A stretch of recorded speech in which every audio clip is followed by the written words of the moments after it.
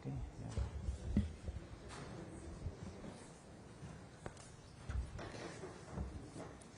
Bien, Monsieur le Président, cher Volodymyr,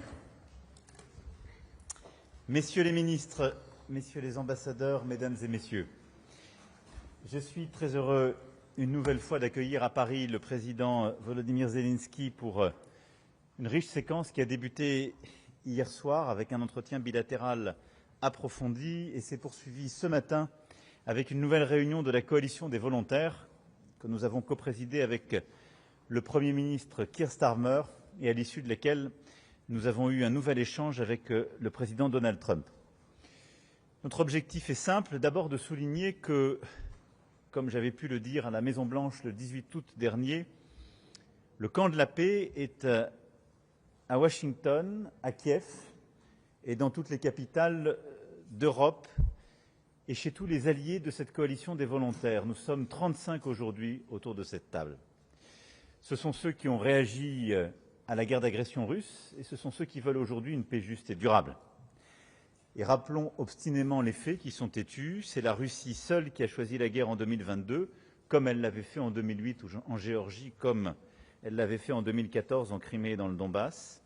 C'est la Russie seule qui choisit aujourd'hui de la poursuivre et même de l'intensifier avec le consentement parfois plus que tacite de beaucoup de partenaires.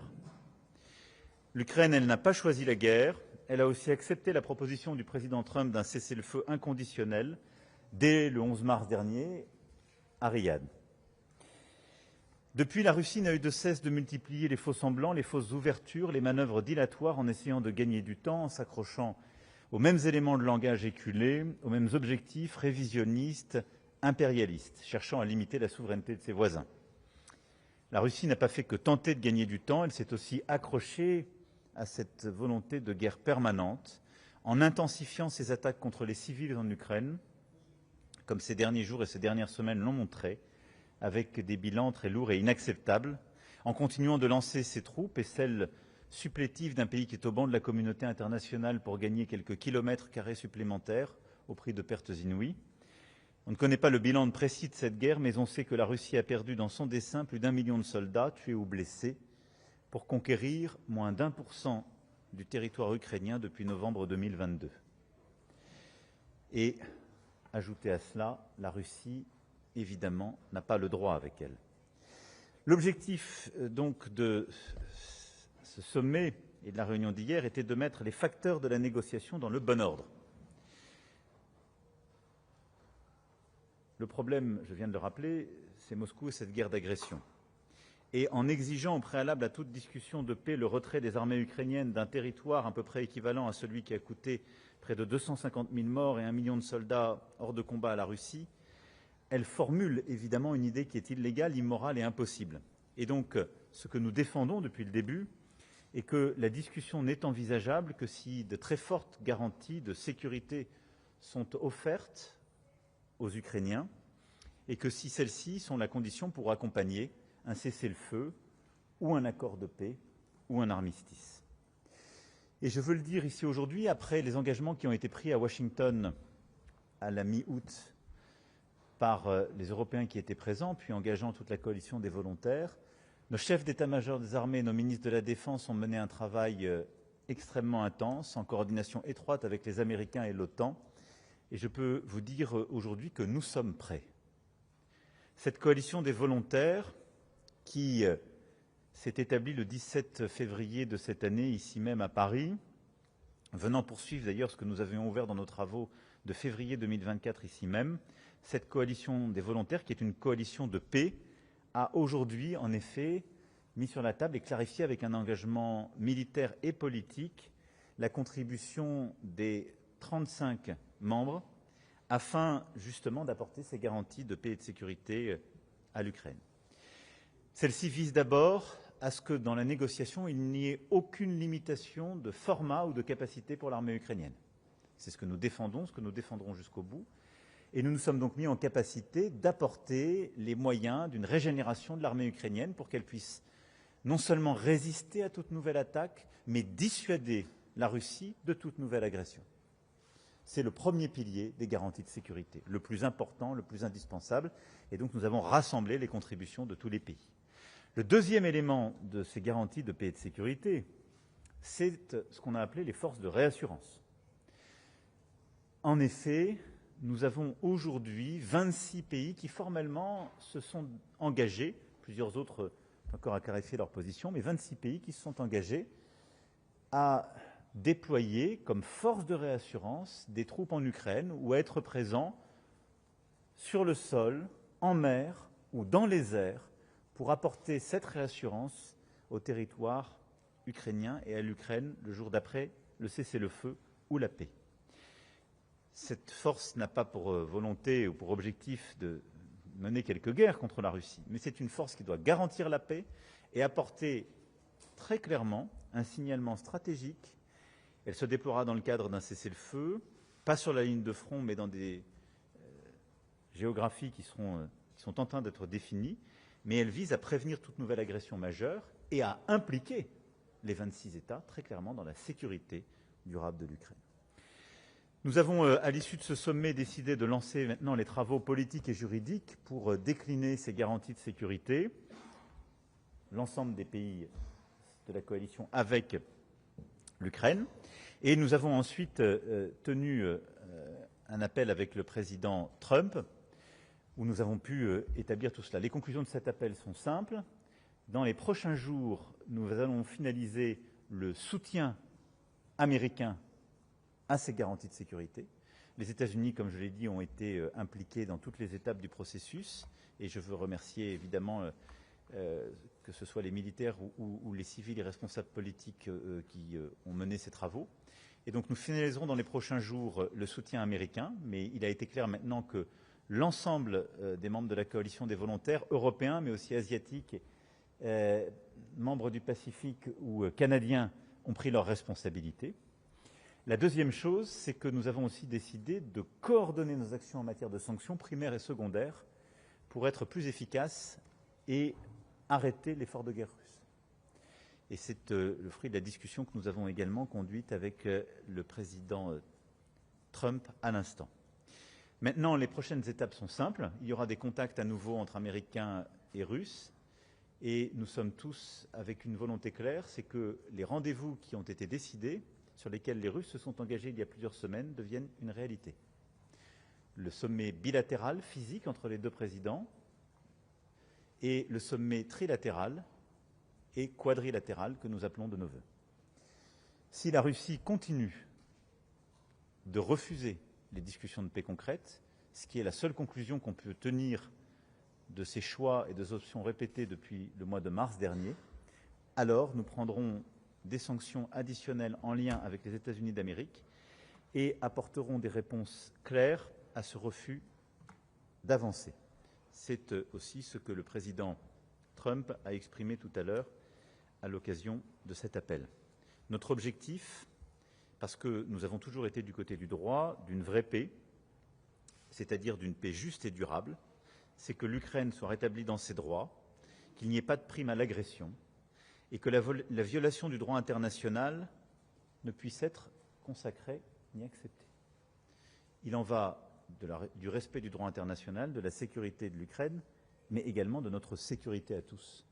Je le redis ici avec beaucoup de clarté. Je veux remercier les chefs d'État et de gouvernement qui étaient présents aujourd'hui à Paris, mais aussi toutes celles et ceux qui se sont joints à ces efforts, ainsi que la présidente de la Commission européenne, le président du Conseil européen et le secrétaire général de l'OTAN qui étaient avec nous. Je veux ici aussi rappeler que les garanties de sécurité que nous avons finalisées à l'occasion de ce sommet et endossées politiquement sont très clairement compatibles avec toutes les planifications de l'OTAN et la sécurité du flanc Est de notre organisation. Elles ne viennent pas en soustraction de celle-ci, et ceci a été rendu clair pour l'ensemble des membres. Voilà, vous l'avez compris, les prochains jours permettront donc de finaliser ces travaux sur les sanctions d'une part, sur le soutien américain d'autre part, mais ils doivent aussi conduire à accroître la pression sur la Russie pour qu'elle vienne autour de la table enfin mener ces discussions de paix. Cher Volodymyr, Président, la parole est à vous. Дуже дякую, дорогі Еммануелю, дорогі друже, шановний пане президенте, усі присутні. Передусім я дякую тобі за таку організацію на високому рівні, зустрічей, за вчорашню нашу зустріч і багатогодинну зустріч наших команд щодо підтримки України, наших кроків, гарантій безпеки, захисту неба, нашого майбутнього повітряного флоту. Ми багато речей вчора проговорили і багато про що домовились. Дякую тобі за сьогоднішню організацію, за увагу, за такий особливий час і за дуже особливі перемовини. Ми сьогодні відбулася зустріч вже країн-учасниць коаліції охочих, вся вільна Європа, Канада, Японія, Австралія, Нова Зеландія. Я хочу тебе привітати. Найбільше засідання з усіх, що були по кількості країн. Вітаю тебе за організацію. Ще раз дуже вдячний, Мануель. Дякую. Також хочу доєднатися до слів Мануеля, подякувати всім лідерам, хто був з нами сьогодні в Парижі, наживо, як то кажуть. І це Урсула, президентка Єврокомісії Антоніо, президент Євроради Алекс, президент Фінляндії Метте, прем'єр-міністр Данії Дональд, прем'єр-міністр Польщі Дік, прем'єр-міністр Нідерландів Ебард, прем'єр-міністр Бельгії. І також був на зустрічі Стів Вітков, спеціальний представник президента Трампа. Дійсно, багато лідерів, багато представників країн були онлайн. Ми дякуємо всім за активність, за ідеї та готовність. Це найважливіше. Це готовність підтримувати нас на шляху до миру і вже конкретикою. Ми говорили з президентом Трампом. Напередодні була у нас зустріч в Копенгагені в нашому форматі України, держави Північної Європи та Балтії. Це також важливий формат. Ключова тема для всіх одна – якнайшвидше завершити війну завдяки сильним крокам, сильним рішенням та гарантувати безпеку для України. Фактично всі наші зустрічі будуються з двох елементів. Наша безпека зараз, тобто підтримка для оборони, підтримка для дипломатії та гарантії безпеки довгостроково. Що саме і коли має спрацювати? Ключові речі. Перше, всі погоджуються, що сила для України є силою для миру, і саме тому ми активно працюємо, щоб забезпечити нашу силу, нашу стійкість, забезпечити саме зараз. Всі бачать, що Росія відкидає кожну мирну ініціативу, і жодного згоди на мир від Путіна поки що немає. Дуже специфічне враження також після зустрічі в Китаї, які Путін, очевидно, буде намагатись використовувати як начебто дозвіл для продовження війни. Та й загалом своєю поведінкою Путін намагається показати, що тиск на нього начебто не впливає. Насправді ситуація, ми вважаємо, інша, принципова. Тиск працює, ситуація ускладнюється для російської економіки і для тих, хто торгує з Росією. Цю лінію ми будемо продовжувати. Сьогодні ми говорили про нові санкції, також про вторинні, про спеціальні тарифи в торгівлі, які можуть допомогти. Друге, коаліція охочих працює дуже активно. Військові, політики, радники, є вагомі напрацювання і дуже багато днів, тижнів працювали наші команди. І фактично ми розуміємо, якою має бути основа для реальних гарантій безпеки. Базова рамка є. Також розуміємо, що гарантії безпеки – це не про майбутнє колись, це про ситуацію і зараз теж. Сильна українська армія є і буде центральним елементом гарантій безпеки. Відповідно, це можливості нашої армії, це і зброя, і фінансування, і тренування, і виробництво зброї. Все це забезпечуємо. І це має бути через рік, це має бути через 5 років, через 10 років, як в умовах війни зараз, так і для гарантування безпеки потім, в мирний час. У нас є основа для плану щодо сил, щодо конкретних кроків. Визначаємо, які країни братимуть участь в тому чи іншому компоненті безпеки, хто на землі, хто може допомогти в небі, хто в морському просторі, хто в кіберпросторі, хто не має власних сил, але може долучитись фінансово. Також це конкретика щодо виробництв. Ми констатуємо, що європейські виробничі лінії працюють поки що недостатньо, але це все потрібно і зрозуміло, як нарощувати. Обсяги мають бути більшими, швидкість має бути більшою. Також ми маємо значні виробничі потужності в Україні сьогодні, які не використовуються через дефіцит і брак коштів. Це дійсно серйозно. Майже 60% всієї зброї, яку ми сьогодні використовуємо в Україні, вироблено у нас в Україні. Українці в цьому успішні, я вважаю, якісні, і маємо допомогти кожній європейській країні бути успішною в тому чи іншому виробництві. Технологічне лідерство для Європи критично важливе. Це своя здорова промисловість і достатньо робочих місць, достатньо інвестицій, достатньо взаємодії, лідерства в глобальній конкуренції.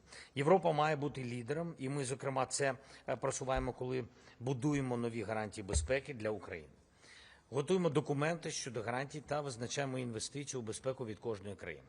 Як Еммануель сказав, 26 країн погодились надати Україні гарантії безпеки. І я думаю, що на сьогодні за довгий час це така серйозна, перша така серйозна дуже конкретика.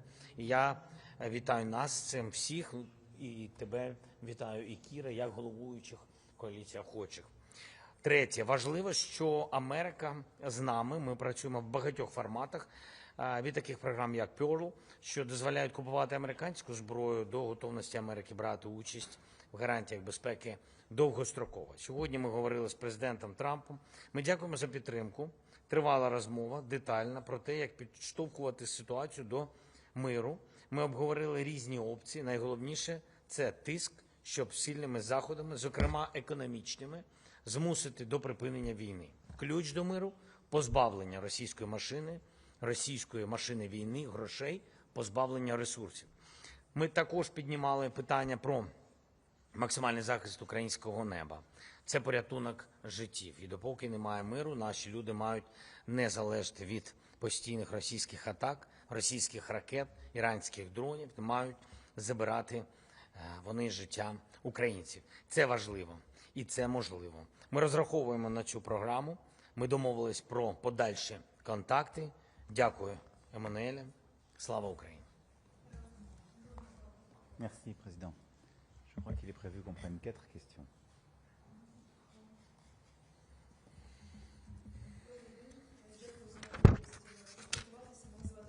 Це журналіст телеканалу «Інтер», марафону «Єдині новини».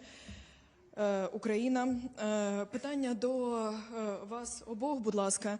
То який, зрештою, формат гарантій безпеки спільно обрала Європа? У якому саме документі вони мають бути закріплені? Чи буде він підписаний кожною з країн? Чи має він бути ратифікований парламентами, аби гарантії були законодавчо закріпленими і незворотніми, і працювали на довгі роки вперед?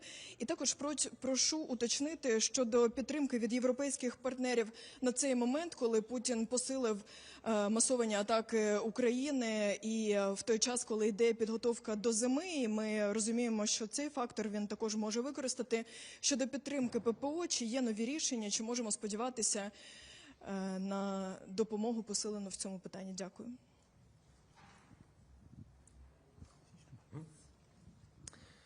Дякую за запитання. 35 країн беруть участь. Це найширше представлення всіх країн в коаліції охочих. 26 країн підтримують гарантії безпеки для України в різних форматах. Структуру повністю гарантій безпеки сьогодні ми говорити не будемо, але головні елементи, вони зрозумілі. Сильна українська армія, виробництво внутрішнє, виробництво європейське, про яке я сказав, потрібно розширювати. Також воно дуже важливо для посилення української армії, а також можливість і різні програми закупівлі дефіцитної зброї, передусім протиповітряної оборони, протибалістичних ракет з Сполучених Штатів Америки. Це ключові елементи щодо посилення нашої армії. Я просто не повторювався деякі речі, про які сказав президент Макрон. Також зрозуміло, що це не зменшення і не лімітизація української армії. Далі, що стосується deterrence, так, або, скажімо так, реальний захист від партнерів, там багатоелементна інфраструктура, передусім це присутність. Ми домовилися, що буде присутність. Я поки що не готовий казати в кількості, хоча, якщо чесно, ми вже ділимось між собою, ми розуміємо приблизну кількість тих, хто вже погодились. І присутність, як я сказав, вона різна. Вона як в небі, на морі, так і на землі. І також ми обговорюємо питання, яке, на мій погляд, ще будемо обговорювати. Це бекстоп Америки. Ми розраховуємо. Ми дуже вдячні, що Америка підтримує і є частиною гарантій безпеки для України. Ну, а в якому форматі більш детально поки що не готовий вам казати. Хоча знов-таки елементи нам вже зрозумілі. Це важливий висновок від нашої зустрічі, на мій погляд. Багато речей стають зрозумілими.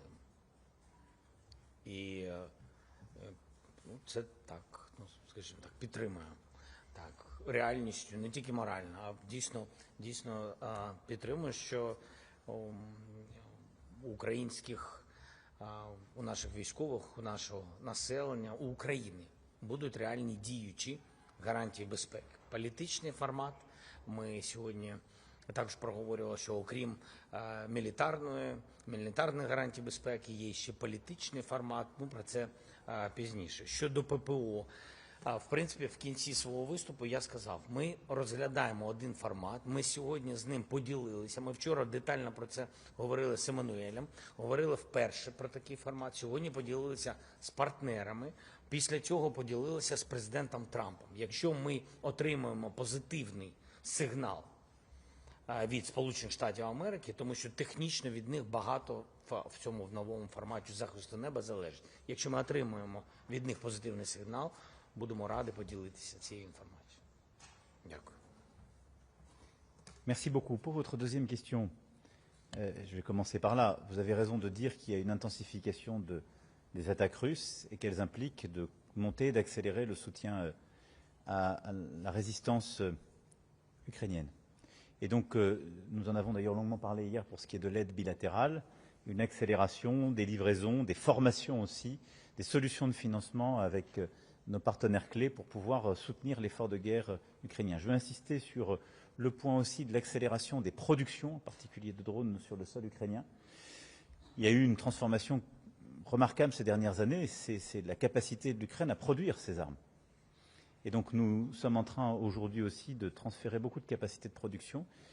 Aujourd'hui, je parle sous le contrôle du président, mais environ 60% des armes qui sont utilisées aujourd'hui sur terrain de bataille sont produites en Ukraine, avec des coopérations, des aides des alliés, mais c'est extrêmement considérable et c'est ça aussi qu'on veut intensifier. Donc ça, c'est le premier élément pour répondre à votre deuxième question. Pour la formalisation des garanties de sécurité, d'abord, je vous rappelle d'où nous partons. En février 2024, dans cette même salle, nous concluions un sommet où j'avais cherché à remettre de l'ambiguïté stratégique dans le conflit. Nous étions deux à dire que peut-être on serait prêt un jour à mettre des troupes sur le terrain. Il y avait la Lituanie et la France. Deux. Et je rappelle que l'atmosphère était assez négative. Au moment où je vous parle, le président l'a rappelé, vous avez une vingtaine de pays qui ont confirmé leur volonté de mettre des troupes sur le terrain, d'avoir un soutien sur l'espace aérien ukrainien, dans l'espace maritime ukrainien, et donc d'être impliqués dans des forces de réassurance. C'est considérable, et donc c'est une avancée qui s'est cristallisée ces derniers mois. La formalisation se fera dans les prochaines semaines, elle aura à se consolider, mais d'ores et déjà, elle est formalisée pour ce qui est de l'effet utile. Ce ne sont pas des déclarations d'intention. Quand le président Zelensky vous dit 26 pays, ces 26 pays, en fait, les 35 pays de la coalition des volontaires feront partie des garanties de sécurité. 26 pays ont formalisé très précisément leur contribution. Et donc le document que nous avons aujourd'hui, c'est un document de planification militaire où ces 26 chefs d'état-major, puis ministres de la Défense et chefs d'État et de gouvernement ont confirmé ce qu'ils étaient prêts à faire. Chacun dans leur capacité, on est en complémentarité. Maintenant, on va continuer ce travail. On va maintenant, dans les tout prochains jours, le finaliser avec les États-Unis pour avoir la précision sur les soutiens qui sont prêts à apporter, du monitoring du cessez-le-feu jusqu'à toutes ces lignes-là ou sécurité. Et derrière, ensuite, nous aurons en effet à formaliser des textes politiques, c'est-à-dire préparer un accord de paix durable et avoir sans doute un accord multilatéral ou une série d'accords bilatéraux de soutien. Je vous rappelle que nous avions, il y a plusieurs mois, signé déjà des accords bilatéraux à plusieurs en marge d'un sommet de l'OTAN, indiquant nos engagements. Donc il y a déjà eu des engagements de solidarité et de soutien. La force de ce qu'on fait là, c'est que ça va beaucoup plus loin. C'est une planification militaire qui donne le détail des contributions que nous sommes prêts à apporter pour le format d'armée ukrainienne et sur nos forces de réassurance. Voilà. Donc c'est déjà une formalisation opérationnelle. Maintenant, on va travailler sur la formalisation juridique et politique qui va s'articuler avec un traité de paix durable. Bonjour, Mathieu Desmoulins pour TF1 LCI. Monsieur le Président, vous venez donc d'acter ces grandes lignes des forces de réassurance sur la mer, sur terre, dans les airs. Pourquoi est-ce que vous n'arrivez pas aujourd'hui à donner les effectifs qui seront mobilisés, par exemple côté français? Combien d'hommes et de femmes et avec quelle mission très concrètement? Et puis, on l'a entendu des déclarations des autres pays, beaucoup de vos partenaires attendaient le filet américain pour s'engager. On a l'impression, en vous entendant, qu'il n'y a pas eu beaucoup de bougées par rapport aux déclarations du 18 août dernier. Quel engagement concret le président Trump a-t-il pris avec vous il y a quelques minutes? Et puis, Monsieur le Président Zelensky, on a dépassé cette date du 1er septembre. Jugez-vous encore qu'une rencontre avec Vladimir Poutine et vous est encore possible? Et si oui, quel lieu proposez-vous? Merci. D'abord, merci beaucoup pour votre question. Et je vais ici d'abord vous dire que les États-Unis d'Amérique ont été très clairs. Et ils ont été très clairs dès notre rendez-vous de Washington, et ça a été réitéré là. C'est aussi pour cela qu'ils ont participé à tout le travail des dernières semaines sur leur soutien et leur volonté de faire partie des garanties de sécurité. Donc il n'y a pas de doute sur ce sujet. Ça a été dit, y compris publiquement par le président Trump, ça a été réitéré par le secrétaire d'État à la Défense lors des rendez-vous ad hoc et par tous. Maintenant, c'est le travail de planification qui va être finalisé avec les États-Unis dans le cadre de ce que je viens de vous dire. Deuxième élément de réponse que je voulais apporter à votre question, c'est que je ne vais pas vous donner le détail ici, parce que nous n'avons aucune volonté de nous découvrir. Ce qui est important, c'est que dans le format, et nous ne l'avons même pas partagé entre nous tout à l'heure, nous l'avions tous sous les yeux, parce que nos chefs d'état-major, nos ministres de la Défense, dans des formats très sécurisés, l'ont fait. Pourquoi ? Parce que c'est notre ligne de défense aujourd'hui et celle de l'Ukraine. Et donc nous n'allons pas révéler le détail de notre organisation à la Russie. Demandez plutôt à M. Poutine les troupes qu'il est en train de masser à la frontière ou ce qu'il est en train de mobiliser. Donc je ne vous donnerai pas le détail. Ce qui est important, c'est que nos chefs d'état-major l'ont échangé leurs coordonnées et que nous avons cette planification. Donc elle est là, et ce n'est pas juste une pétition de principe, c'est une planification robuste avec des moyens dans toutes les capacités qui sont prêts à être déployés. Et c'est le cas pour les 26 États contributeurs qui ont déjà donné le détail. Voilà ce que je pouvais apporter. Дякую вам за запитання. А передусім я частково закінчу відповідь на перше запитання. Ви запитали щодо парламентів. Так, всі партнери розуміють, що повторення Будапештського меморандуму ми не хочемо і не сприймаємо, так само, як і Мінські угоди, тому ми хочемо юридично зобов'язуючі гарантії безпеки, а значить, що потрібно, щоб вони голосувалися в парламентах тих чи інших країн. Що стосується зустрічі. Зустріч потрібна. Це не про бажання, а це потрібно. Ми підтримували в будь-якому форматі і трьохсторонню зустріч, і двосторонню. Я вважаю, що Росія робить все, щоб відтермінувати. Американські партнери нам передали, що Путін запросив мене в Москву. Я вважаю, що, знаєте, як коли хочеш, щоб зустрічі не було, то треба запросити мене в Москву. Тому я думаю, що Росія почала говорити про зустріч, це вже непогано, але поки що ми не бачимо їх бажання закінчення війни. А зустрічі, я вважаю, дорослі лідери з зустрічі такого рівня повинні виходити з якимось результатом. Бажано закінчення війни. Дякую.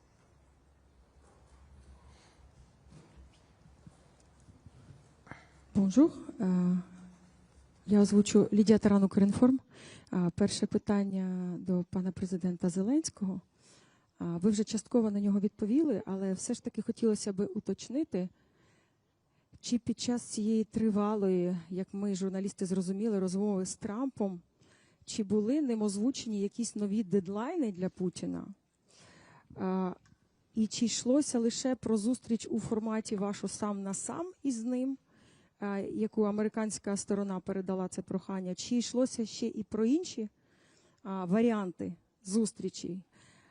Ну і ви сказали також про політичний формат безпеки, яку нам нададуть. Чи йдеться тут про членство в ЄС, чи щось дещо більше? Дякую за запитання. Ну, передусім, серед гарантій безпеки, які ми бачимо членство в Європейському Союзі. Для нас це обов'язкові економічні гарантії безпеки. І політичні, і економічні, і геополітичні. Тому в нашому підході до гарантій безпеки це важливий пункт, який винесен в окремий пункт. Що стосується нашої розмови тривалої, у нас було дуже багато лідерів під час розмови, і це абсолютно зрозуміло, що є ідеї, є напрацювання, є запитання у всіх, і всі спілкуються зі Сполученими Штатами Америки, всі лідери, і, безумовно, у кожного є свої пропозиції. Безумовно, тарифи, безумовно, санкції і, безумовно, формат зустрічі з Путіним.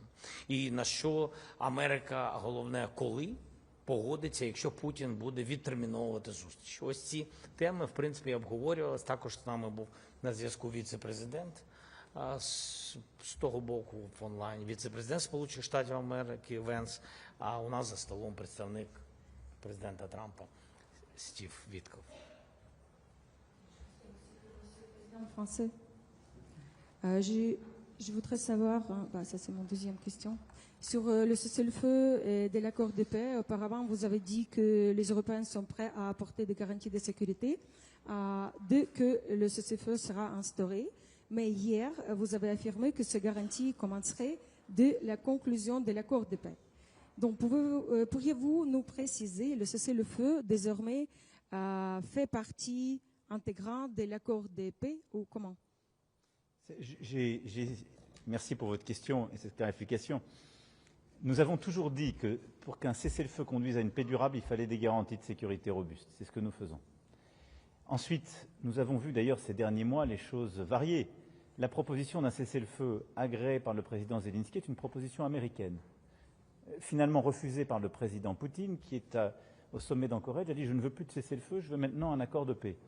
En vérité, quelle que soit la forme, cessez-le-feu, armistice, traité de paix, le jour où le conflit s'arrête, les garanties de sécurité se déploient. Et nous les avons conçues de cette manière. Voilà.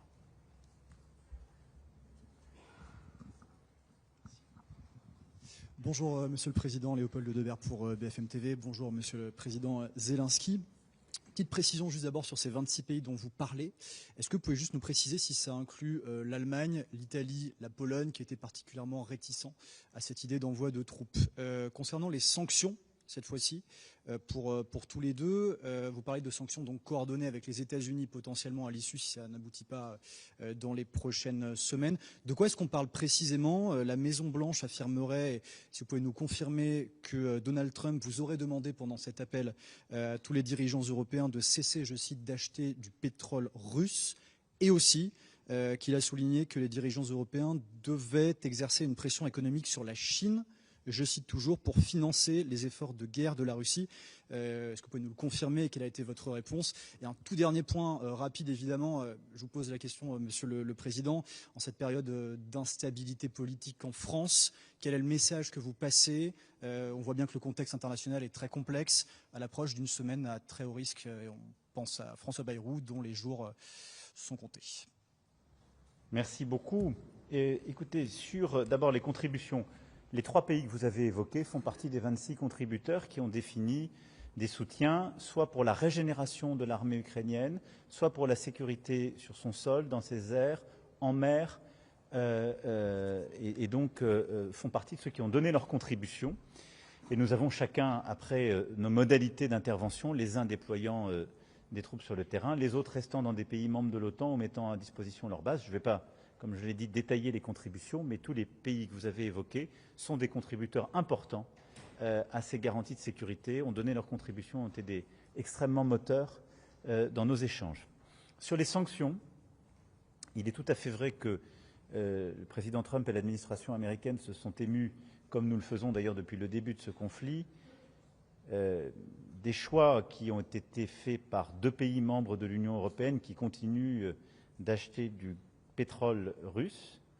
Et je pense que c'est une bonne chose parce que parfois ces pays se sont défendus en arguant de leur proximité avec cette nouvelle administration américaine et donc l'alignement américano-européen ne sera que plus efficace pour cesser ces pratiques. Ensuite, nous avons acté d'un travail conjoint pour regarder les sanctions primaires c'est-à-dire directement sur l'économie russe, et secondaire, c'est-à-dire sur des pays qui soutiennent cette économie russe ou aident à contourner les sanctions pour que les choses soient efficaces. Et à ce titre, la Chine a été évoquée. Donc il y aura un travail qui sera conduit, qui est technique, qui s'inscrit simplement dans un cadre souverain. C'est que nous décidons pour nous-mêmes de ce que nous avons à faire et de ce que nous conduisons. Et il continuera d'en être ainsi. Enfin, vous avez raison de dire que le contexte international en Ukraine, comme au Proche et Moyen-Orient, nous rappelle d'abord que la France est attendue, que nous avons beaucoup à faire, que le monde dans lequel nous vivons est instable. Et le sommet qui s'est tenu aussi à Shanghai ces derniers jours rappelle que la recomposition du monde change beaucoup de choses pour notre Europe. Dans ce contexte, la France doit continuer d'avancer. Et c'est avec une volonté d'ambition, de responsabilité, de stabilité et de respect pour la diversité des formations politiques que nous devons aborder tous ces débats. Et j'espère que c'est avec cet esprit et poursuivant ces principes que les jours et semaines à venir seront abordés. En tout cas, c'est ceux qui m'animeront. Що стосується країн, про які ви сказали, Німеччина, Італія, Польща, безумовно, ці країни серед гарантерів безпеки для України. І тут я підтримую Еммануеля. Поки що ми не будемо йти в деталі, що кожна з цих країн готова надати, хоча знов-таки підкреслюю, що у нас вже є розуміння. А що стосується, про що говорили, так, Сполучені Штати Америки, президент Трамп піднімав питання, знов-таки повністю погоджуюсь з Еммануелем. Президент Трамп дуже незадоволений, що російська нафта купується Європою. Серед іншого, є дві країни, ми знаємо, що це Угорщина і Словаччина, і всі розуміють, що ці країни, так.